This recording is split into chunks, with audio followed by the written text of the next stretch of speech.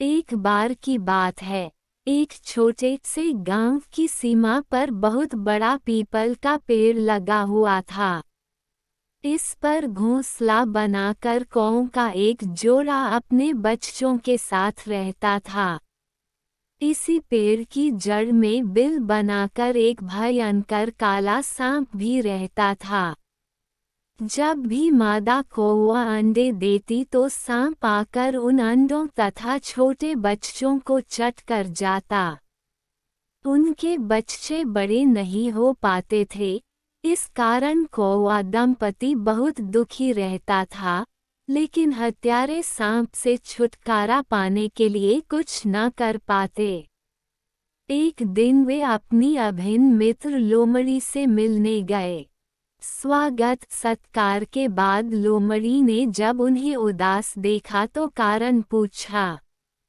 कौए ने लोमड़ी को हत्यारे सांप की सारी दुष्टता बयान की और इससे छुटकारा दिलाने की याचना की। उनकी बात सुनकर लोमड़ी को भी धक्का लगा। लोमड़ी ने साहस बंधाते हुए कौवा दंपति को सहायता करने का आश्वासन दिया। उसने कुछ देर सोचा फिर कहने लगी, ध्यान से सुनो मेरी बात। तुमने राजा का महल तो देखा ही है, और तुम यह भी जानते हो कि महल के भीतर बने सरोवर में ही रानी स्नान करती है। नहाते समय वह अपने आभूषण उतार कर किनारे रख देती है। तुम दोनों बस इतना करना कि रानी जब नहाने में व्यस्त हो तो मौका देखकर हीरों के 2 हार उड़ा लेना। यह देखकर रानी के सैनिक तुम्हारा पीछा अवश्य करेंगे और तुम उनके सामने ही दोनों हार सांप के बिल में डाल देना। सैनिक उन हारों को निकालने के लिए बिल में हाथ डालने से पहले उस दुष्ट सांप को अवश्य ही मार डालेंगे। इस प्रकार तुम्हें मुसीबत से छुटकारा मिल जाएगा। यह लाजवाब उपाय कौवा दंपति को बेहद पसंद आया। वे राजमहल की ओर उड़ चले।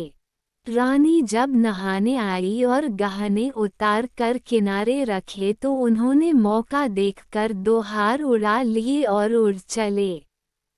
उन्हें ऐसा करते देख सैनिक उनके पीछे भागे।